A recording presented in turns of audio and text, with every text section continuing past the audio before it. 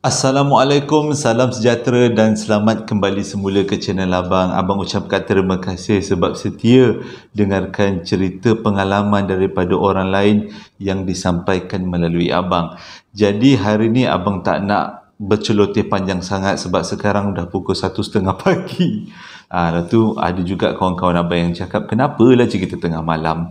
Macam abang cakap lah, siang abang kerja, lepas tu ada banyak kerja, selepas balik daripada kerja tu banyak lagi kerja. Jadi malam je lah waktu abang ada untuk ceritakan kisah seram. Jadi hari ni abang nak sampaikan 3 cerita, dan 3 cerita ni abang gunakan kata ganti nama yang dicadangkan oleh ahli keluarga Josie Perlipolara, keluarga besar kita lah kan.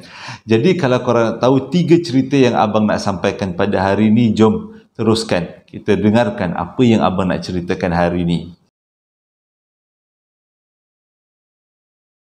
Sebelum abang mulakan cerita, abang ambil kesempatan abang nak ucapkan selamat Tahun Baru Cina, Tahun Harimau kepada semua penonton-penonton abang yang meraikannya, yang berbangsa Cina, yang meraikannya, tak kisahlah agama apa.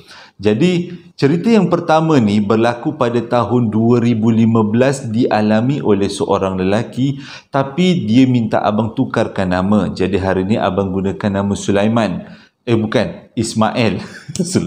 Ismail. Sebabnya ada salah seorang penonton abang cakap, bang boleh tak gunakan nama Ismail? Sebab Ismail nama suami saya. Jadi saya nak bagi surprise. Ini nama suami dia lah, abang gunakan Ismail. Ceritanya berlaku dekat Melaka, negeri abang lah. Dan bila dia cakap, rupanya abang tahu. Korang nak tahu kat mana dia punya lokasi cerita kali ni? Kalau korang pernah dengar Freeport Melaka, Freeport yang terletak dekat Alur Gajah Melaka, yang boleh dikatakan pasaraya itu agak besar dan agak baru dibina, kat situlah ceritanya bermula. Dan ini berlaku pada Halloween tahun 2015. Yang cerita kat abang ni, abang namakan dia sebagai Sulaiman. Sulaiman lagi, abang namakan dia sebagai Ismail.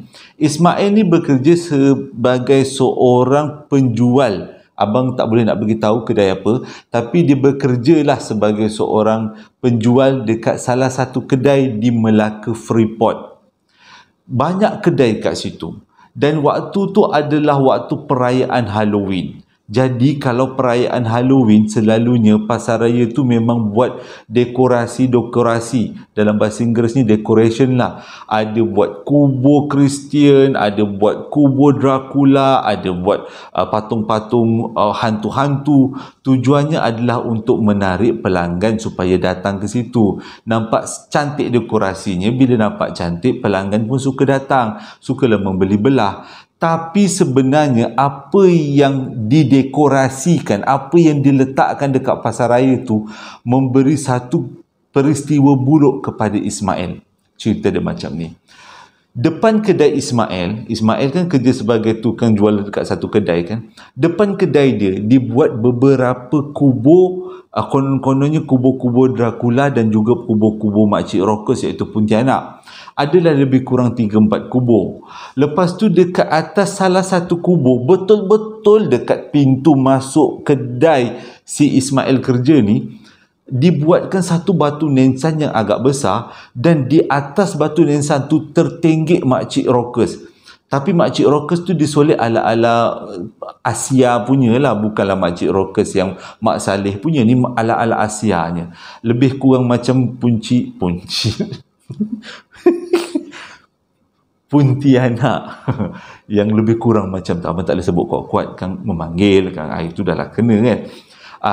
Jadi bila Ismail masuk je dalam kedai, nampaklah benda tu tertenggek. Keluar kedai, nampaklah benda tu tertenggek dekat atas batu nisan depan betul kedai dia. Nak jadi cerita, dekat depan kedai dia tu cerminnya Lucina. Jadi orang dalam kedai boleh nampak luar kedai apa yang berlaku. Dan memang hari-hari sepanjang bulan Halloween tu, Ismail akan nampak benda tu tertenggek dekat batu nisan. Nak jadi cerita, pada satu hari, waktu tu Ismail rasa sangat-sangat tak sihat. Kalau tak silap abang, hari Sabtu pada 2015 Halloween. Waktu tu adalah waktu kemuncak Halloween. Dia rasa badan dia betul-betul tak sihat. Jadi dia minta izin daripada ketua dia untuk dia berehat dekat bilik belakang.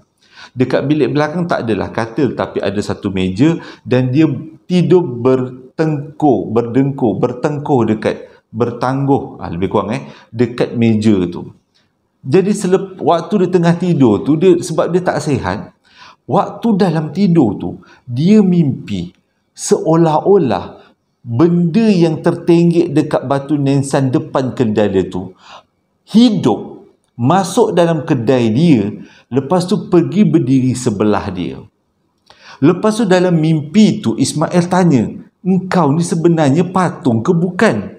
Benda tu boleh jawab macam ni, aku memang patung, tapi perayaan ini menyeru aku untuk datang ke sini. Jadi tak salah kan aku datang sini. Lebih kurang macam itulah ayat dia. Tapi ayatnya lebih kasar sikit lah. Dan bentuknya memang perempuan sama macam yang tertinggik dekat atas batu nisan kat depan tu. Jadi dalam mimpi tu Ismail halau lah, pergi kau daripada sini. Sambil tu Ismail bacalah selawat Nabi, Allahumma salli ala sayyidina Muhammad. Suruhlah benda tu beredar daripada situ. Tapi nak jadi ceritakan, benda tu tak sempat lagi benda tu beredar, benda tu terus terekam Ismail dalam mimpi tu. Dia gigit kat sini dia gigit tangan Ismail. Waktu tu juga Ismail terbangun daripada mimpi, sambil dia pegang tangan dia ni, rasa macam sakitnya boleh, macam seolah-olah gigit betul. Selang 2-3 minit Ismail tengok dekat tangan dia ada kesan gigitan orang, gigitan gigi. Tapi yang peliknya adalah gigitannya agak besar. Kalau macam contoh kalau kita gigit sendiri, gigi kita berbentuk macam ni lah kan, kecil je lah. Tapi yang Ismail dapat gigitannya daripada sini sampai ke sini, besar, macam mulut yang besar gigit tangan Ismail. Waktu tu dia tengok sakit tangan dia, naik lebam tangan dia. Dia yakin yang gigit dia tu memang benda yang kat depan tu, yang menjelma jadi tak tahulah apa benda kan. Jadi okeylah, dah terbangun daripada mimpi, Ismail pun terus sambung kerja, tak berani dah nak tidur. Hari berjalan macam biasa, sampailah ke petang. Bila petang tu diorang semua dah siap-siap nak balik, bukan petang lah, malam lah. Sorry, petang tu Ismail ceritalah dengan kawan-kawan dia. Tapi bila kawan-kawan dia dengar cerita Ismail, takutlah kan, rasa macam tak sangka benda tu hidup. Jadi petang tu, sekali lagi malam tu, lebih kurang pukul 10 malam, Melaka Freeport akan tutup. Jadi Ismail adalah orang yang ditugaskan untuk tutup keseluruhan kedai. Tengah-tengah dia tutup, lepas dia tutup tu, dia dengan kawan dia lah, ada berdua masa tu, dia dengan kawan dia tutup kedai. Dah habis tutup kedai, dia pun beredar lah. Tapi selang beberapa langkah, dia baru teringat bekal yang bini dia bekalkan, bekas makanan yang bini dia bekalkan, dia tertinggal dekat dalam kedai dia. Jadi tak nak dia kena ambil, sebab besok pagi bini dia nak bawakan bekalkan lagi kan, nak bagi makanan lagi. Jadi kalau bekas tu tak dibawa balik, macam mana bini dia nak bekalkan makanan baru? Jadi tak nak dia cakap dengan kawan dia, terpaksalah juga ambil bekal tu. Tapi kawan dia cakap tak ada masalah, kita masuk sama-sama, kita buka pintu sama-sama, kita ambil bekal sama-sama. Sebab nak melakkan daripada benda-benda buruk berlaku. Kat sini dia punya seram dia. Waktu diorang buka kedai tu semula, masuk ke dalam kedai tu gelap, memang gelap. Adalah beberapa cahaya lampu yang kecil lah. Tapi kawasan-kawasan lain, kedai-kedai lain semua dah tutup tau. Dekat Melaka Freeport tu semua dah tutup. Jadi si Ismail dengan kawan dia tu pergilah dekat bahagian belakang. Dekat bahagian belakang tempat dia letakkan bekas makanan tu. Dan ada cerita bekas makanan tu dah dibasuh lah. Waktu dia tengah kemas-kemas bekas makanan tu, tiba-tiba si kawan Ismail tu tepuk bahu Ismail. Dia cakap apa? Weh, cepat sikit Mael, cepat sikit. Jadi bilalah orang cakap dengan kita macam tu, automatik kita akan pandang ke depan, cari tengok kiri kanan lah, nak tengok apa yang berlaku. Waktu tu Ismail nampak dekat belakang sekali tempat dia kerja, ada seorang perempuan berdiri. Walaupun perempuan tu tak sama dengan perempuan yang datang dalam mimpi dia, tapi Ismail tahu perempuan tu bukan manusia. Perempuan tu adalah makhluk alam sebelah. Tak ada rupa terkopik-kopik ke, tak ada. Memang perempuan, kata Ismail, memang perempuan berdiri. Mata dia memang merenung tepat ke arah dia orang. Jadi Ismail tak sempat nak kemaskan bekal dia tadi, turun meloncat keluar. Kawan dia pun sama berlari keluar, tutup pintu cepat-cepat. Waktu dia orang tutup pintu tu kan, pintu tu nampak cahaya, nampak dalam kan. Masih lagi nampak perempuan tu tercegat berdiri. Kata Ismail, dia tak ingat perempuan tu pakai baju apa, tapi dia tahu ada perempuan berdiri dalam gelap. Matanya agak bersinar-sinar sikit. Jadi lepas dia tutup kedai, berbalik terus sampai kat rumah. Dia cerita dengan bini dia, dia minta maaf, dia tak boleh bawa bekal tu. Dan bini dia pun faham lah, mujur bini dia faham. Tapi besok pagi waktu Ismail nak pergi kerja, dia demam. Mungkin demam terkejut lah tengok benda Allah tu. Jadi dia punya moral of the story dia adalah, kedai kan macam ni, perayaan menyambut hantu, Halloween kan menyambut hantu. Jadi kalau bagi abang lah, memang tak salah benda tu akan datang, sebab perayaan tu dibuat untuk menyambut benda tu kan. Jadi kalau benda tu datang, kita tak boleh marah dia. Dia memang disambut, jadi memanglah dia akan datang. Jadi itu adalah pengajaran dia. Jadi sebagai umat Islam, kita tak dibenarkan untuk menyambut perayaan itu. Tapi kalau umat-umat agama lain pula pandangannya. Tapi pandangan orang Islam, abang dengarlah daripada ceramah-ceramah agama, katanya tak boleh sambut sebab kita mengagung-agungkan syaitan. Itu adalah cerita yang pertama. Cerita yang kedua ni disampaikan oleh seorang budak lelaki, kalau tak silap abang namanya Nizam. Tapi abang tak nak gunakan nama Nizam, abang gunakan nama kata ganti nama lain, iaitu Armin. Kenapa abang gunakan nama Armin? Sebab abang dapat mesej daripada komen, ada seorang makcik minta abang gunakan nama Armin sebab nama Armin ni nama cucu dia, dan cucu dia suka betul tengok abang, kata tengok video-video abang. Moga-moga dapatlah pengajaran daripada apa yang abang sampaikan. Okey. Jadi watak kedua ni adalah watak Armin, berlaku pada tahun 1991 dekat Rembau. Pada waktu tu kata dia tengah sibuk-sibuk orang nak naik sekolah. Jadi dia pun bershopping-shopping dah. Dia, Armin, mak bapak dia dan juga mak su dia shopping-shopping dekat Pekan Rembau, beli-beli barang sekolah. Waktu tu kalau tak silap Armin masih berdarjah 3 tahun 1991. Lebih kurang bayar abang bawah sikit lagi. Jadi bila dah shopping-shopping tu, akhirnya diorang tak terus balik rumah, rumah diorang balik rumah nenek kepada Armin. Nenek kepada Armin yang terletak dekat Rembau.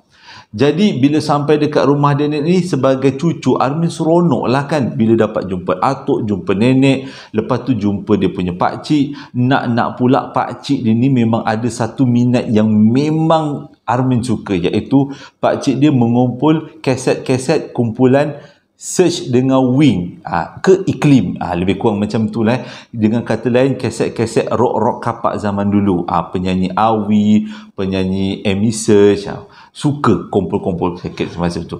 Jadi Armin ni memang suka sangat bila balik kampung, sebab dia nak pinjam kaset daripada pakcik dia, dan dia nak dengar dekat radio yang ada dekat rumah atuk nenek dia ni. Dan radio dekat rumah atuk dia ni radio besar lah, radio zaman dulu yang speaker dia tu bapak besar gila kan.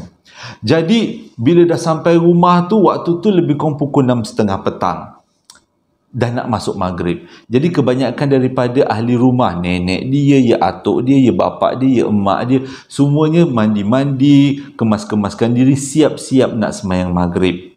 Jadi biarlah Armin, biar je lah dia orang tu semua menyiap-nyiapkan diri. Yang penting dia dapat pinjam kaset daripada pakcik dia dan dia dapat dengar radio. Tapi waktu dia pasang kaset tu kat radio, dia kena sound dengan atuk dia. Atuk dia cakap apa? Dengar slow-slow, atuk nak solat. Kita kena hormat lah kan, orang tu nak semayang dia tu. Okey, jadi azan maghrib pun berkumandang. Bila azan maghrib berkumandang, semua orang pun semayang secara berjemaah. Tapi si Armin ni belum lagi semayang. Dia kata biarlah atuk, nenek, bapak, mak dia dulu, pakcik dia, makcik dia semayang dulu. Dia semayang lewat-lewat sikit sebab dia nak dengar salah satu kaset yang paling famous pada waktu tu adalah Double Trouble. Kaset rock Wing macam tu lah. Wing ke lebih kurang lah. Jadi dia asyik lah dengar. Bila asyik dengar tu, tangan dia tu mengendang-gendang lah. dinding waktu tu, dinding rumah tu papan dinding, dia kata silap apa, mengendang-endang lah dinding. Budak kan waktu dah jati gedegang macam tu. Jadi waktu dia gendang tu, pada masa yang sama atuk nenek dan juga yang lain-lain semayang berjemaah tu dah habis semayang. Bila dah habis semayang, marahlah si Mak Armin, pergi solat mak dia cakap. Jadi Armin pun cepat-cepat pergi solat. Lepas pergi solat, habis solat, dia sambung balik dengan radio lagu Double Trouble tadi, sambil tangan dia mengentak-ngentak dinding. Tapi waktu ni seramnya, waktu Armin hentak-hentak, gendang-gendang kat dinding, tiba-tiba dekat pintu depan rumah dia dengan orang ketuk sama rentak dengan apa yang Armin gendang. Contohnya dung dung dung, dekat depan pintu depan punya dung dung dung macam tu. Lepas tu Armin diam, semua orang pun diam. Semua orang dengar, ada orang datang ke? Tapi tak ada orang bagi salam. Tapi tak apalah. Armin sambung dengan lagu, ketuk lagi dinding. Bila kali kedua ketuk, kat depan, pintu depan pun sama ketuk. Dung, dung, dung. Dah rasa macam tak sedap hati. Tapi si atuk Armin ni, bangun. Dia marah. Sebab dia kata apa? Tak ada adab ke? Patutnya datang rumah orang, jangan waktu maghrib. Lepas tu datang rumah orang, jangan main ketuk-ketuk bagi salam. Tapi atuk dia tu bangun, terus pergi kat depan. Atuk dia pergi tingkap dekat sebelah pintu. Tak adalah atuk dia terus buka pintu, takut ada apa-apa perompak ke apa kan. Jadi tengoklah dekat tingkap sebelah daripada pintu. Bila atuk dia dengar kat tingkap tu mengucap panjang, atuk dia Astaghfirullahalazim, lebih kurang La ilaha illallah Muhammad Rasulullah, atuk dia cakap. Lepas tu sudah tu atuk dia bacalah apa benda kumat kamit. Kalau tak silapnya, atuk dia baca surah Al-Lahab. Lebih kurang kalau abang tersilap, Amin nanti betulkan abang Atuk dia baca surah Al-Lahab. Lepas tu, lepas buku mak kamit, disambung pula dengan selawat Nabi. Lepas tu, habis, atuk dia pun pergi daripada tingkap tu. Dia pergi pada tingkap tu, semua satu rumah senyap. Senyap, tak ada bunyi apa.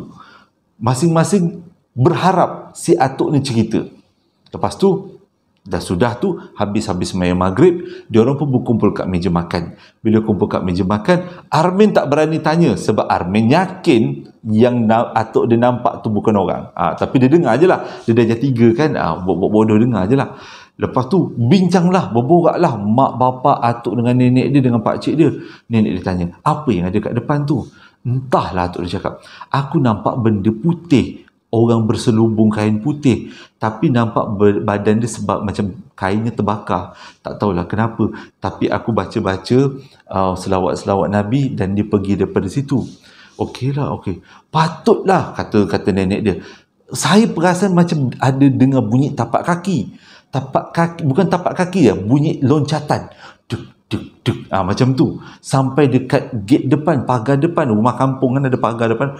Sampai pagar depan. Dan benda ni, mak si Armin pun dengar, bapak si Armin pun dengar. Tapi kenapa Armin tak dengar? Sebab Armin masa tu tengah asyik dengan lagu Double Trouble dekat radio pakcik dia. Jadi, kecoh lah. Waktu makan malam tu kecoh lah. Cerita benda tu datang dan benda tu pergi. Yang nampak atuk dia, yang lain-lain dengar walaupun tak nampak. Jadi Armin cakap itu pengalaman yang walaupun dia tak nampak, tapi dia boleh rasa itulah pengalaman pertama dia nampak benda alam sebelah. Jadi dia punya pengajaran dia adalah waktu maghrib tak payahlah dengar lagu. Sebab waktu maghrib adalah waktu pertukaran alam. Pertukaran masa antara siang dengan malam. Jadi katanya waktu tu adalah waktu makhluk-makhluk alam sebelah bangun. Jadi lebih baiklah kita duduk bertafakur bagi yang bukan Islam. Bagi yang Islam adalah kita solat maghrib ataupun buat zikir-zikir. Dan itu adalah cerita yang kedua. Jam menunjukkan 5 minit lagi pukul 2. Oh gigit kan abang cerita tengah malam.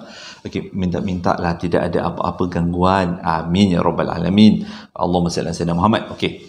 Jadi cerita yang ketiga ni disampaikan oleh seorang budak perempuan, berlaku pada tahun tidak diberitahu tapi lokasinya dekat Port Dickson. Cerita dia macam ni. Yang disampaikan ke abang ni bukan nama sebenarnya, abang gunakan nama Zainab. Zainon, nama Zainon. Sebab kan ada salah seorang penonton keluarga Joe Penglipur Lara minta abang gunakan nama Zainon sebab Zainon ni nama nenek dia. Dia kata nenek dia suka tengok video abang, jadi abang dedikasikan nama Zainon ni sempena nama nenek Zainon. Okey. Zainon ni cerita dekat abang. Dia kata pengalaman ni berlaku dekat Port Dickson. Bapak si Zainon ni memang ada satu kegemaran, iaitu dia suka beli pelancongan macam ni. Dia ada satu package pelancongan, package hotel selalunya, dan kita akan bayar package hotel tu. Jadi dalam masa setahun ataupun dalam masa 3-4 tahun, kita boleh duduk dekat mana-mana hotel yang kita nak. Dan itulah kegemaran dia, bapak dia daripada kecil sampai ke besar, bapak Zainon ni lah. Jadi daripada kecil-kecil dulu dia memang suka selalu sangat bercuti dekat hotel-hotel yang menarik-menarik. Sebab bapak dia join package tu. Bayar sekali, tidur kat mana-mana hotel. Macam tu lebih kurang. Tapi yang menjadi, itu nampak kebaikan tau. Itu kebaikannya adalah kita boleh tidur kat mana-mana hotel. Tapi keburukannya adalah selepas 10 tahun atau selepas 20 tahun, kita masih lagi melanggan package tu. Tapi hotel-hotel yang ditawarkan yang dulunya cantik, tapi sekarang dah semakin usang. Tapi kita tak boleh nak tukar nak hotel-hotel lain sebab tak termasuk dalam package. Jadi pada umur Zainon 20, 21 lah, tapi tahun tak diberitahu, dia ambil package yang bapak dia beli, dia booking satu hotel dekat Port Dickson. Bukanlah kata hotel, dia lebih kepada apartment lah. Dan kalau korang nak tahu, apartment ni dua bangunan menghadap satu sama lain. Kat tengah-tengah apartment ni ada kolam renang. Abang tak tahu nama apartment ni apa, tapi itulah ciri-ciri yang Zainon bagi pada abang. Ceritanya bermula bila Zainon dengan 4 orang kawan dia ni, dan abang tak sebut nama lah, suka apa benda, tak kisahlah. Diorang berempat pergi ke apartment ni dan duduk dekat apartment ni selama 4 hari 3 malam. Jadi bila sampai je dekat Port Dickson, diorang pun teruslah check in, masuk dekat hotel tu, dekat apartment tu.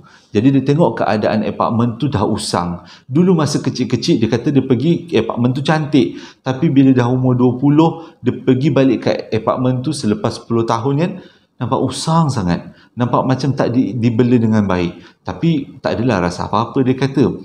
Sebabnya yang seram bukan datang daripada hotel tu. Ni abang nak cerita. Jadi lepas diorang lepak-lepak dekat dalam bilik, petang-petang tu diorang bercakap lah, apa kata kita pergi ke pantai. Kalau nak pergi ke pantai, walaupun bangunan tu dekat dengan pantai, tapi tetap juga diorang nak naik kereta. Sebab nak sampai ke pantai tu jalan dia agak letih juga kalau berjalan, jadi lebih baik naik kereta. Jadi diorang pun naik kereta berempat, sampailah dekat gigi air dekat tepi pantai. Diorang nampak ada satu pokok, dan pokok tu ada buaian. Okey, jadi diorang pun turun dekat pasir, diorang pun berjalan-jalan, dah petang kan, jadi suasananya cantik lah. Jadi diorang berjalan-jalan dekat gigi-gigi air. Daripada jauh diorang nampak ada satu sebatang kayu warna putih. Jadi salah seorang daripada kawan Zainon tu berlari ke arah kayu tu dan dia ambil kayu tu. Dia pegang macam ni, buat macam tongkat sakti lah kan. Jadi nampak macam cantik lah. Jadi kawan-kawan cakap, cantik lah kayu ni, apa kata kita bergambar dengan kayu ni. Dan diorang pun berposing-posing lah bergambar dengan kayu tu. Jadi diorang dapat idea, apa kata malam nanti kita datang kat sini lagi, kita buat unggun api. Jadi kita boleh lepak-lepak kat sini menikmati pemandangan pantai Port Dickson. Dia tak tahu pantai Port Dickson seram sebenarnya kalau waktu malam. Jadi diorang pun baliklah ke apartment. Okay. Waktu diorang balik ke apartment, kayu tu diorang bawa, kayu putih tu diorang bawa. Diletakkan kayu tu dekat dalam rumah. Okay. Letakkan dekat pintu pula tu. Okey, lepas tu diorang pun pergilah siap-siap sembahyang maghrib. Lepas sembahyang maghrib diorang turun balik, lepas makan diorang turun balik, diorang pergi kat tepi pantai nyalakan unggun api. Bila nyalakan unggun api tu dinyalakan dekat dengan pokok yang ada buaian tadi. Jadi lepas menyalakan unggun api, diorang pun menyanyi-nyanyi lah, bercerita-cerita lah. Tapi tanpa diorang sedar, salah seorang daripada kawan Zainon, iaitu yang pegang kayu tu, nampak muka dia lain macam. Muka dia macam muka yang tak kena. Okey, tak apa, tak ada masalah. Jadi dia orang kata sebelum tiba-tibalah yang si budak muka berkerut tu dia cakap macam ni. Aku rasa tak sedap hati kat sini. Apa kata kita balik? Dia cakap. Tempat ni macam pelik lah, dia kata. Okey, sebelum balik, kata Zainul, apa kata kita ambil gambar dulu. Jadi diorang pun ambil gambar lah dekat unggun api tu. Tapi gambar yang seram abang. Gambar yang Zainul ambil kebanyakannya semuanya pelik-pelik.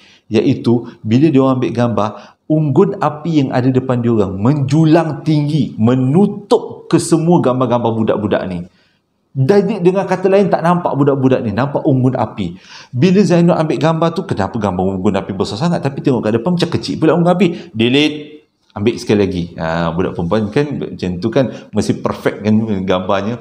Ambil sekali lagi, tak, snap, tengok lagi dekat kamera. Waktu tu kamera tak ada handset lagi tau, kamera betul. Api tu masih lagi menjulang tinggi. Delete lagi, ambil lagi sekali. Yang tukang ambil si Zainul ni lah. Ambil lagi. Bila dah ambil lagi, kali ketiga baru okey. Tapi ada satu benda yang pelik. Dekat belakang diorang tu ada buaian. Buaian tu seolah-olah bergerak. Bukan seolah-olah, memang nampak bergerak. Jadi bila dah macam tu, Zainul tengok bahawa buaian tu bergerak. Lepas tu member cakap jom balik. Okey, tak ada masalah, jomlah balik, dia kata. Zainul pun dah tak rasa sedap hati. Bila dalam kereta, dia tanyalah dengan yang member tu kenapa tiba-tiba nak balik kan. Yang pucat muka dia tu. Budak tu cakap apa? Korang nak tahu, tadi aku nampak dekat buaian tu ada budak. Aku tengok sekali ada budak, tengok sekali tak ada. Tapi tengok sekali lagi ada. Kan tengok sekali lagi tak ada. Kejap ada, kejap tak ada, kejap tak ada, kejap ada. Jadi itu yang aku ajak korang balik. Oh, budak perempuan bila dengar macam tu memang takut lah kan. Tapi dia orang tak sangka sebenarnya kayu yang dia orang bawa balik tu seram tau.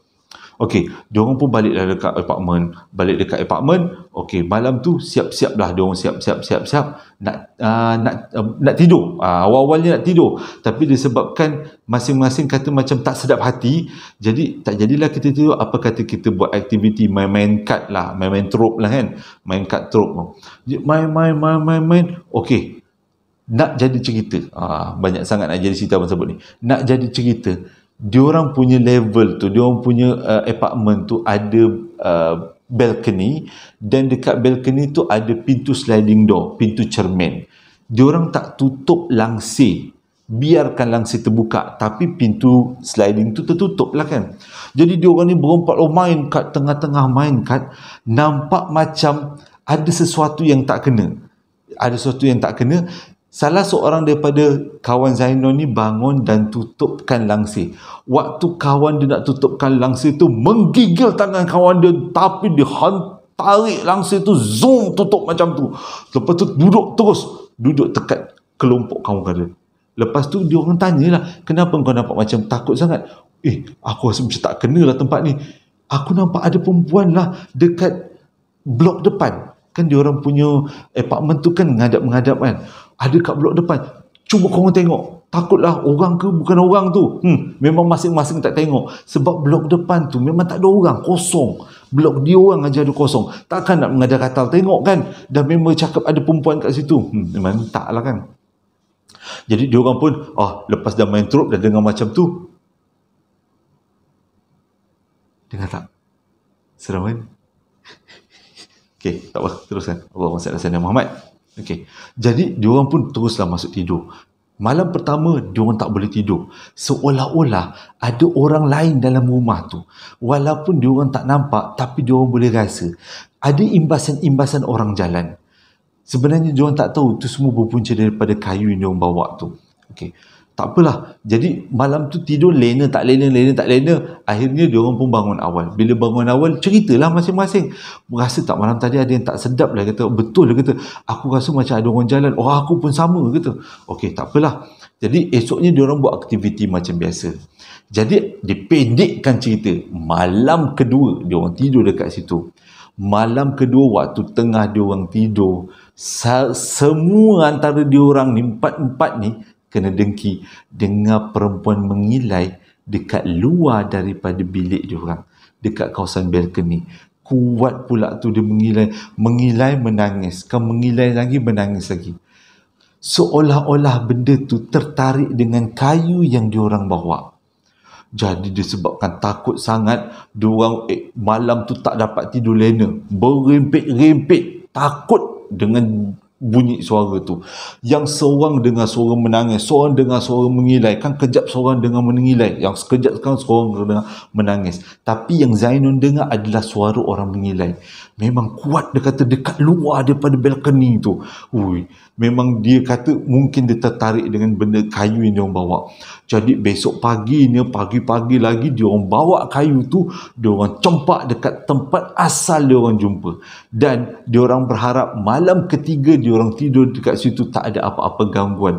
Tapi memang betul lah, malam ketiga tak ada apa-apa gangguan, dia orang boleh tidur dengan lena, dan dalam hotel tu tak ada apa-apa pun dia kata. Dan dia orang yakin benda yang mengganggu dia orang selama 3 malam. Malam pertama susah tidur, macam ada orang melintas. Malam kedua ada orang mengilai-ngilai. Lepas tu ada orang dekat bangunan depan daripada dia orang, dan itu adalah berpunca daripada kayu yang dia orang ambil.